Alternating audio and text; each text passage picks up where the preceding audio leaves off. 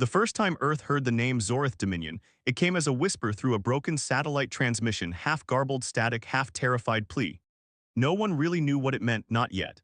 But something in that dying voice, broadcast across a wide-range emergency frequency, didn't sound like any language we spoke, and still somehow it made the hairs on every neck stand up.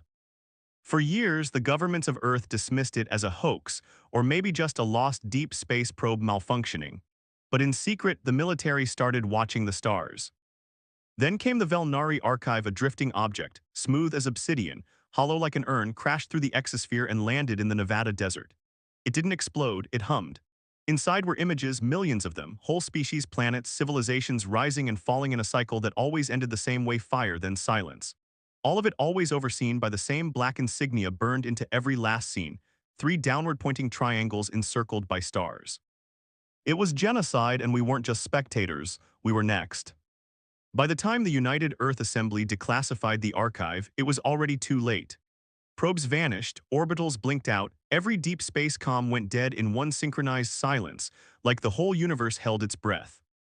Then the first ships came. They didn't announce themselves, no theatrics, no diplomacy, just raw efficiency like exterminators. They took the moon first, not in battle, just in presence. Their ships hovered like quiet tombstones above the lunar surface. Then they began to extract not resources, people, moon miners, scientists, orbital engineers. They were taken in groups. No remains, no bodies, just empty bunkers, dead transmitters, and the same symbol left scorched into steel walls. Some fought back, small militias, rogue defense units. None returned, but Earth still didn't act. Fear became policy. Presidents made statements about peace, resilience, patience. They begged for time. Meanwhile, the Zorith Dominion kept watching, testing, measuring. And that's when we met Marin Vale. She wasn't a general, not a president. She was a failed astronaut, discharged after a failed Mars mission left half her team buried in dust. She'd spent the last 7 years scraping metal in underground tech pits for cash. She lived off expired ration packs and slept in a hangar behind an old scrapyard near Houston. But she was the first one to shoot one of them down. Not a full Zorith ship, a scout drone about the size of a shuttle moving low through Texas skis. No one else even saw it, but Marin had rigged an EMP cannon out of stolen parts and rusted Martian alloys. She fired it from the back of a pickup truck. It crashed in a fiery ball that lit up half the county, and suddenly Earth remembered how to fight. Within hours, underground resistance forums lit up. Engineers, hackers, ex-soldiers, and outcasts started piecing together what little they knew. The mainstream government still wouldn't move, too afraid. But the people were done watching. That's when the Zorith made their first real move. They didn't attack a base or city, they hit Lagos. No warning, no demand, just a heat pulse so strong it turned concrete into glass.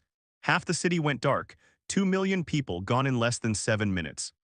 And the galaxy, the wider cosmos, they watched. There were other species, that was the most horrifying part.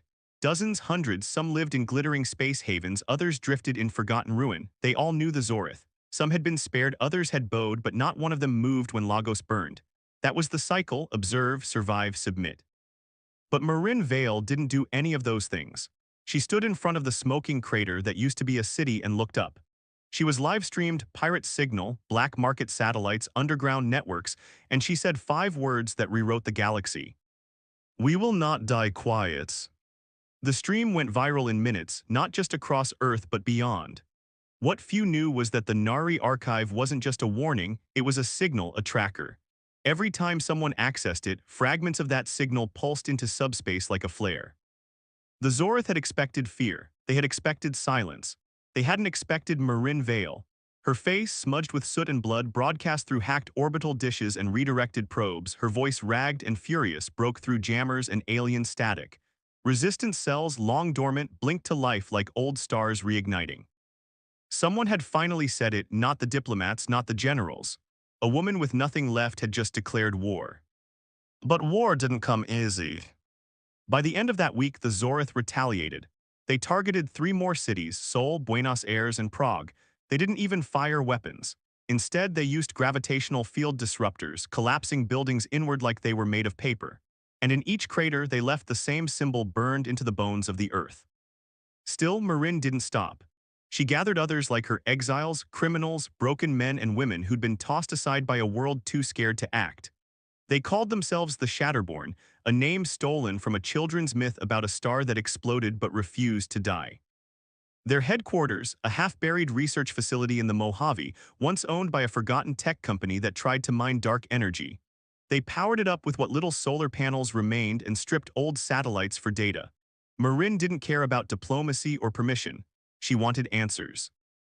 The key came from a man named Tar Jin, a xenolinguist who'd been dismissed from the UN Space Sciences Council after claiming alien contact during a blackout in Antarctica. No one had believed him until now. Tar decoded the archive further. What he found wasn't just footage of destruction, it was a manual, a process. The Zorith didn't destroy planets out of rage or sport, it was a harvest, a galactic cycle. Every few centuries, the Dominion culled species nearing Phase 3 emergence, the point where they could rival Zorith technology not out of fear but control. They didn't want competition, they wanted the illusion of peace maintained by absolute dominance. But humans, we weren't ready for Phase 3, not officially. We had almost gotten there, but Earth, divided and distracted, never crossed the line. The Zorith had come early. They weren't culling a threat, they were killing potential. That was their mistake, because Marin understood one thing the Dominion didn't. Humans don't need to be ready to fight. They just need a reason.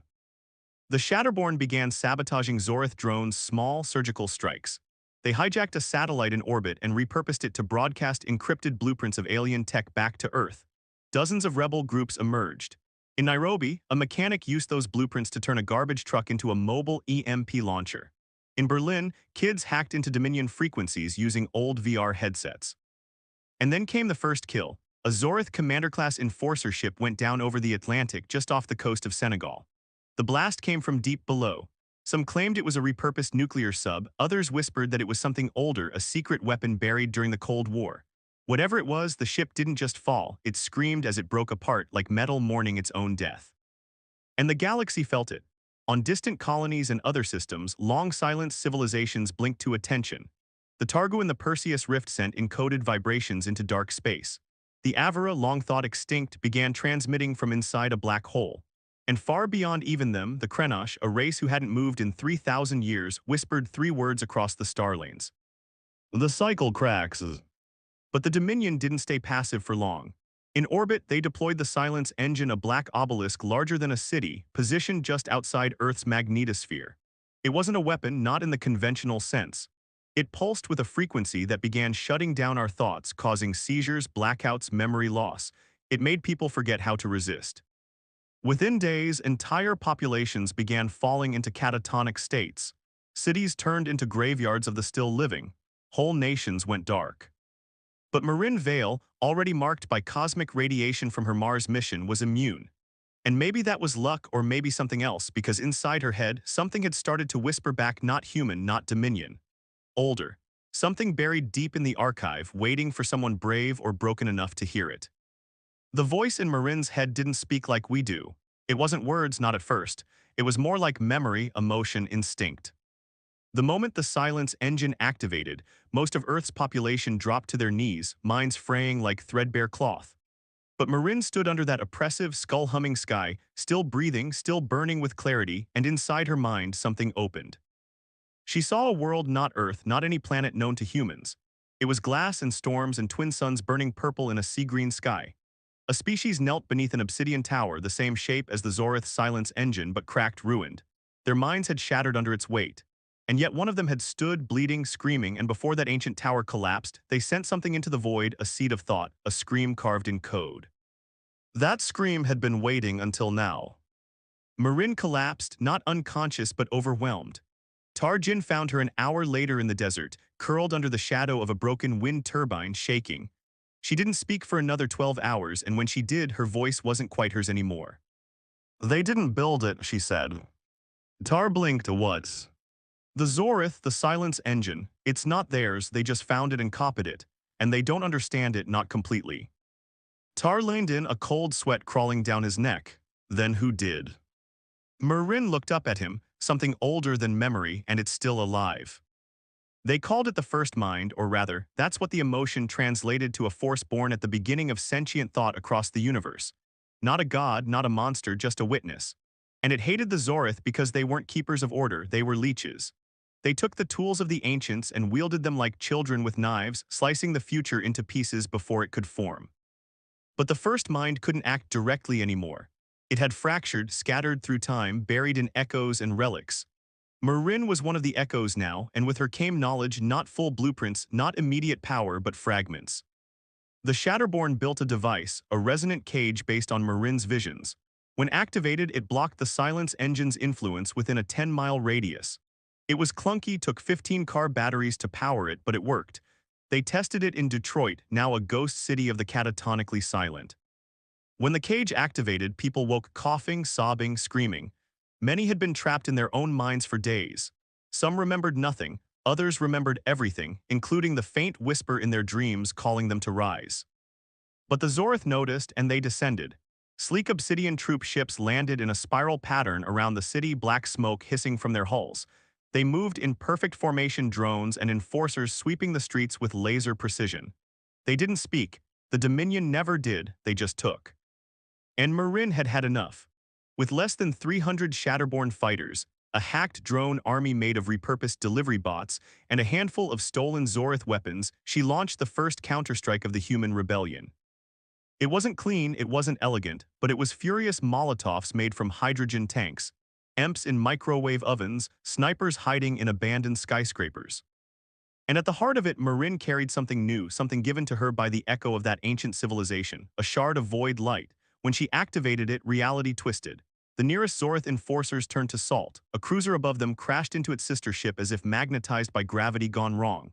The sky rippled and the Silence Engine blinked, not shut off, but confused. It had never encountered resistance like this. It couldn't process defiance. The battle lasted 19 hours. When it was over, Detroit was rubble, but it was human again, and the news spread. The resonant cage plans were released into the underground web. Cells around the globe began building their own. People woke up. The slumber broke. And across the galaxy, something ancient stirred in its slumber. The Dominion called for reinforcements.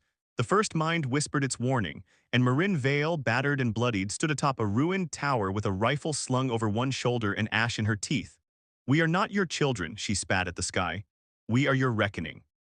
By the time the Dominion's reinforcements arrived, humanity had already changed.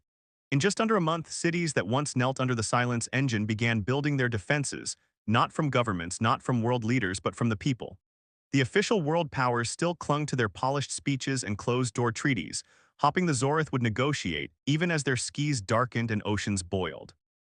But the rest of Earth had seen Marin Vale in Detroit. They had seen her standing on the wreckage of an Enforcer-class war machine with nothing but fury and a strange burning shard in her palm. She wasn't just a woman anymore, she was a signal, and signals spread. The Shatterborn were no longer a handful of rebels, their numbers exploded. Pilots, mechanics, hackers, ex-felons, medics, anyone who still remembered how to think for themselves, anyone who still believed Earth didn't need permission to survive. They established rogue territories, dark zones, places where the Silence Engine's influence couldn't penetrate because of hundreds of resonant cages built from salvaged appliances and alien junk. They weren't pretty, they weren't stable, but they worked. And in those zones, something new happened. Humanity started adapting, fast. Tarjin and his crew at Mojave Base began translating more fragments from Marin's visions. They called them memory bursts, crashes of alien instinct that gave strange insights. One burst showed them how to manipulate magnetic shielding in a way that bent Zorth weapons' fire. Another revealed the principles of sound-based cloaking, turning vibrations into invisibility. It was as if evolution had cracked open and decided to sprint. But the Dominion wasn't sitting still either. They deployed the Reclaimers, not machines, not drones. These were organic, twisted biomechanical things shaped like humans but stretched, modified, created from the harvested remains of conquered species. One looked eerily like a Martian colonist from a failed Russian expedition. Another wore the skull plate of a Taru noble, long thought extinct. These things didn't speak, they screamed, a psychic wail that shattered eardrums and ruptured minds. Their mission: eradicate resistance, not just kill but erase. Marin faced her first Reclaimer in the ruins of Jakarta. She'd come to deliver a shard of void light to a rebel cell, only to find the entire city overrun. The Reclaimers moved like smoke and thunder, crushing tanks, ripping through steel, immune to most human weaponry. But they weren't immune to her. The void light shard pulsed as she approached, humming like it remembered them. The Reclaimer turned its many-eyed face toward her. For a second, everything froze: humans, drones, even the sky. Then the air collapsed inward, the shard activated. Light bled out in tendrils, curling into the Reclaimer like knives of memory. It convulsed, twitched, began to unravel, not explode, unmake. Its skin peeled into static, its limbs folded into code. It screamed not in rage but in recognition, as if it knew her. When the thing vanished, nothing was left behind but dust, and a small silver coin with the mark of the old era civilization. Marin fell to her knees not out of exhaustion but because her brain was bleeding. The shard had taken more than energy, it had taken memory. She couldn't remember her father's face. She couldn't remember her favorite song. She looked up at Tar and asked, "Was I ever on Mars?" And that was the cost. Every time she used the shard, it gave humanity a weapon and took a piece of her soul. But she kept fighting because somewhere in the whispers something had changed. The first mind was no longer just watching, it was awakening. It began to reach out to others across the dark zones, across Earth, not many, not enough, but some. Children mostly, those with open minds and broken pasts.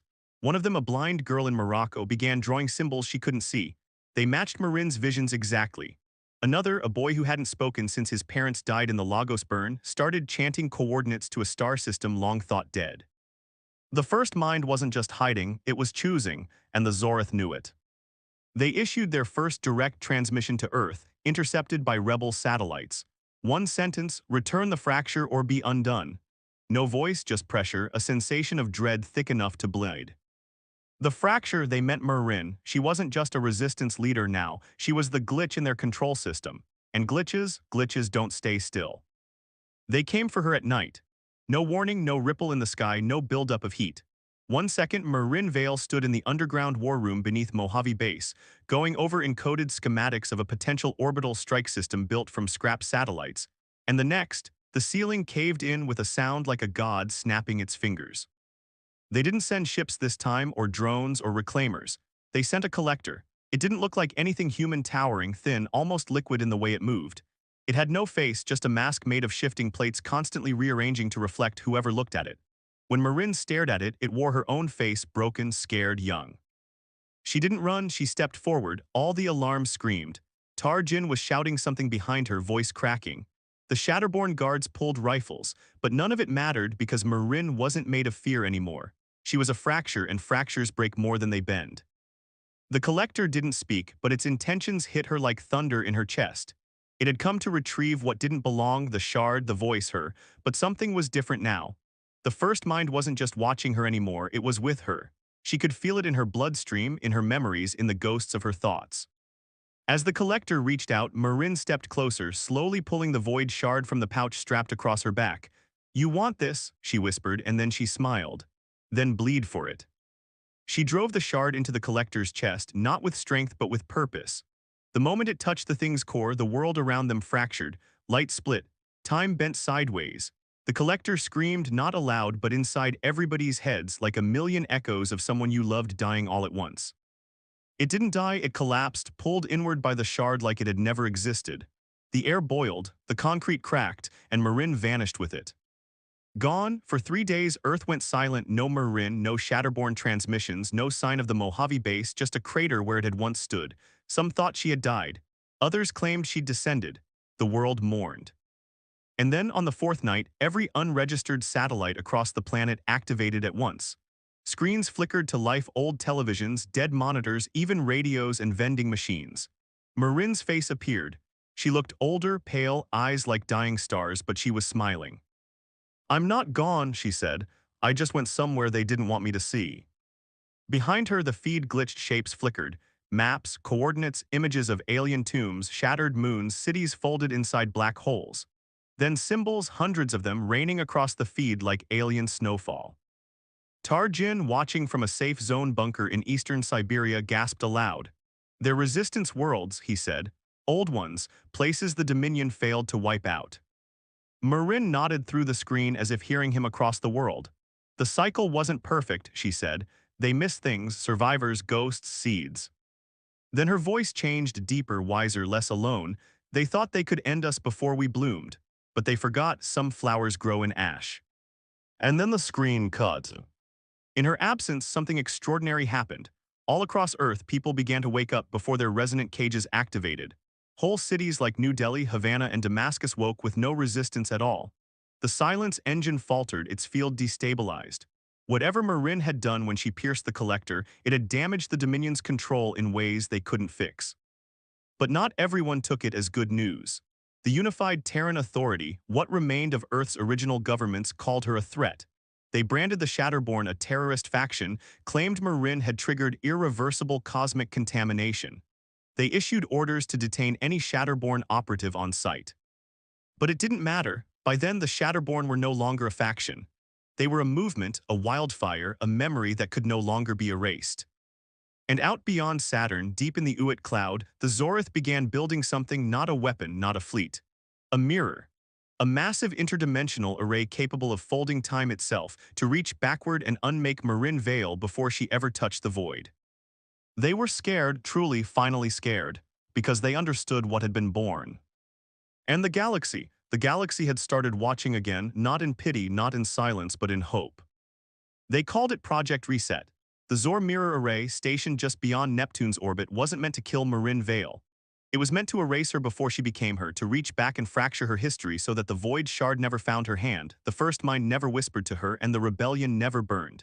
It was elegant, horrifying, and something only the Dominion could construct without shame. But they underestimated humanity again, because while they prepared to rewrite the past, humanity was rewriting the present. Marin had returned not to Earth but to Exus 4, one of the lost resistance worlds revealed in the satellite broadcast. Orbiting a collapsed star, Exus 4 was home to ruins so old they whispered even when silent. She wasn't alone either. The First Mind had left others, their remnants, beings whose consciousness had been fractured by the original wave of silence engines thousands of years ago. They weren't alive in any biological sense. They were stored, preserved in crystalline memory pillars barely clinging to sentience. When Marin touched one of them, her blood screamed and her brain split, but she saw everything: the original rise of the Zorith. The first culling, the desperate pact made by 100 civilizations to embed their legacy into the deep subconscious code of the universe. A psychic failsafe, and more importantly, the blueprint. Not a weapon, a seed. A set of instructions on how to rebuild a soul after silence. Marin sent the data burst to Earth using frequencies not used since the birth of the stars. Tar Jin, holed up in a resistance bunker in Norway, decoded it in 5 sleepless days. His skin peeled from radiation burns, his mind began to fracture. But what he found changed the war overnight. Neurotemporal resonance. The human brain, under the right pressure and aligned with void light, could interfere with Dominion time mirrors, not destroy them, corrupt them, shift them just enough to make history stutter instead of bend. It meant one thing: if they could build enough amplifiers on Earth and synchronize them with Marin on Exus 4, they could stop Project Reset. But there was a cost. The process would burn the minds of everyone linked to the signal, a psychic firewall created by human will alone. Once initiated, those connected would die not physically but mentally. Gone, a living death, no return. And yet tens of thousands volunteered. They called them the remembered: doctors, coders, farmers, runaways, veterans, children. Their memories uploaded into crystalline vaults to be preserved even after their minds were lost. Their last thoughts seed into a living net of resistance consciousness. Marin activated the first signal node on Exus 4, using a construct of her own blood and void light. Earth followed. 15 resonance towers built by scavenged tech and shattered faith erupted to life across the planet, in the ruins of Moscow, the flooded streets of Manila, the overgrown shadows of what used to be Boston. The final node was set to go live in Nairobi, where the first reclaimer had fallen. The Dominion launched every remaining enforcer unit toward Earth. The mirror array began to glow. And then something happened.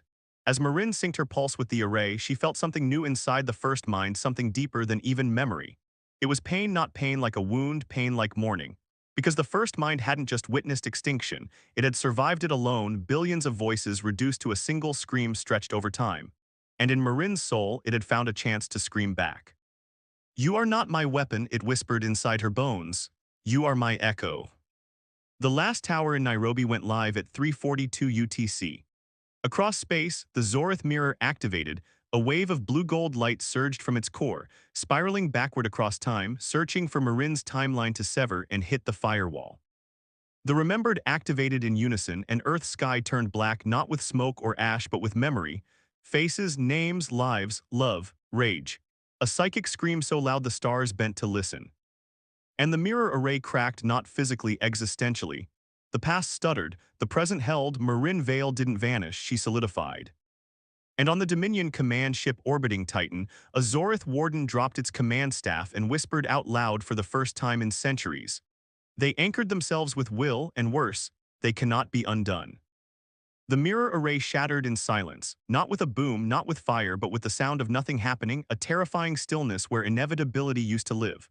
The Zorith watched in disbelief as their most precise weapon, their answer to history itself, folded into a knot of useless memory. It hadn't just failed, it had been denied. Earth hadn't just blocked the reset, humanity had rewritten the rules. But there was a price. Across the planet, tens of thousands of minds, the remembered went dark. Bodies still breathing, eyes still blinking, but no one home. They sat or collapsed wherever they were when the signal passed through them. Some died on their feet, some smiled, some cried just before the light left their gaze. Each had given everything. But not all were lost, because the crystalline vaults, the mind cores built beneath the rebel cities, glowed not with sorrow but with presence. The remembered weren't gone. They had become part of something new. Tarjan was the first to notice it. He stood in the resonance control bunker in Norway, staring at the mind vault interface. It had no AI, no power, and yet the screen began to flicker. "We are here." He fell to his knees, weeping. "They're still with us." And across the galaxy, species once silenced by fear began to speak again. On the scorched remains of Nari Prime, the dormant volcanic cities of the Jex lit up with blue fire. On the ruined gas giant Zarin, old Krenash transmitters, long thought corroded, broadcast a single symbol into space: a human hand raised. The cycle had broken, but the Dominion hadn't, not yet. On Titan's orbiting command platform, Supreme Orbiter Zor, over 900 years old, armored in void steel, bloodless, issued the only command they had left: send the Sunbreaker. It was a myth, a weapon of legend, a fail-safe built for one purpose: to crack a planet's core and scatter its remains across its star system. It had only been used once 1,000 years ago when the Aver home world dared resist. Now it was Earth's turn. The Sunbreaker emerged from a folded rift in the void, a titanic structure bristling with heat core siphons and energy lances. It made the moon look like a pebble. It moved into position slowly, deliberately, because the Dominion wanted humanity to see it coming. They wanted fear to return. But Earth didn't flinch. The Shatterborn had already begun evacuating civilians into underground networks. Orbital defense grids, once hacked together messes of rusted satellites and junked probes, now pulsed with first mind resonators. Marin's stolen shard had been replicated twice enough to create 2 more void cores, and each had been planted in orbital spears aimed directly at the incoming threat. But they weren't enough. Marin knew it. The Sunbreaker's core was unlike anything she'd ever seen in her visions. It didn't belong to the Dominion. It wasn't Zor technology. It was older, repurposed from a dying star perhaps, gifted by something even the Dominion feared, the kind of tech that ends eras. And then the first mind whispered to her again, "There is one way." She knew before it finished. The shard inside her, the original fracture, could detonate if synced with the other two. The resulting pulse could overload the Sunbreaker and cause a feedback explosion through its siphon core. But it meant death, real death. Not disappearance, not echo, no returning to the vault, no preservation. She would be gone. Marin stood in the ancient ruins of Exus 4, sky glowing with strange auroras, and recorded her final message. It wasn't dramatic, no anthem, no speech, just a quiet smile and 5 words: "Let them watch us alive." The Void Core spears launched from Earth in a staggered sequence. Marin's pulse traveled with them, riding on a frequency only the first mind could generate. The Dominion systems, precise, clinical, arrogant, never saw it coming. When the 3 cores aligned with the Sunbreaker's siphon ports, the sky turned inside out. Time bent, sound inverted, and the Sunbreaker cracked like an egg. The shock wave tore through the outer rings of Saturn, slicing the Zorith fleet in half. Their command ship split clean down the center, its onboard AI screaming an ancient code before disappearing into quantum vapor. And Marin Vale became a star. Not a metaphor, not a symbol. A literal light now burns in the dark, orbiting Earth's far side, an artificial star of void, shard, and memory, pulsing softly like a heartbeat. They call it the Fractured Dawn. And the Zorith, they fled not just from Earth, from everywhere. Whole sectors of the galaxy lit up with rebellion. The silence that once coated space like dust was gone. The stars were noisy now, defiant, human. They never came back, not the Zorith, not their reclaimers, not even their drones. After the destruction of the Sunbreaker, after the shattering of the mirror array, the Dominion vanished like cowards in the dark, like they'd never been gods at all. For the first time in galactic memory, Earth stood alone and unafraid. But peace didn't come easily. The Shatterborn found themselves navigating a new kind of war, the rebuilding of a world broken not just by alien hands but by silence, by fear, by the slow rot of forgotten courage. There were cities to unearth, children to awaken, minds to mend. There were the remembered, souls forever hovering between light and shadow, stored in crystalline vaults like ancient prophets waiting to speak again. And there was Marin Vale, or what was left of her. The fractured dawn orbited in perfect rhythm above Earth, casting no heat, only light, soft, white pulsing light. Scientists couldn't explain its makeup. Engineers couldn't map its energy, priests wept in front of it, survivors sang to it. And across the galaxy, rebels tuned into its signal like pilgrims reaching for something divine. Somewhere inside that star was still her. A voice, a memory, a scar carved so deep into time that not even the Dominion's best machines could erase it. Tarjin, now old and half-blind, became the steward of her message. He published everything, her visions, her words, her decisions. He named the record The Cycle Shattered, and he refused to let anyone edit a single word. Ships were built, not warships, awakening ships, carriers of resonance towers, mind cores, and the voices of the remembered. These weren't armies, they were messengers, bearers of noise, truth, memory. And so began the Great Uprising, not a war but a reckoning. Humanity didn't conquer, they reminded. They returned to worlds the Dominion had burned and planted shards of the fractured dawn in their soil. They taught survivors how to speak again, how to remember. They played Marin's message on the winds of alien skis. We are not your children, we are your reckoning. On Exus 4, the ruins were rebuilt into a university, the Vale Institute of Resistance Memory. No statues, just echoes. Her name wasn't worshipped, it was remembered in every tongue by every species. She had become more than human, she had become proof that no matter how powerful the silence, one voice unbroken, unbent, could shatter it. One planet, fragile and overlooked, could flip the entire script of the stars. And the galaxy watched, but no longer in silence, no longer in pity. Now they watched with awe, with respect, with a kind of ancient fear, because Marin Vale had been just one woman, and that woman had taught humanity how to shout. And the universe listened.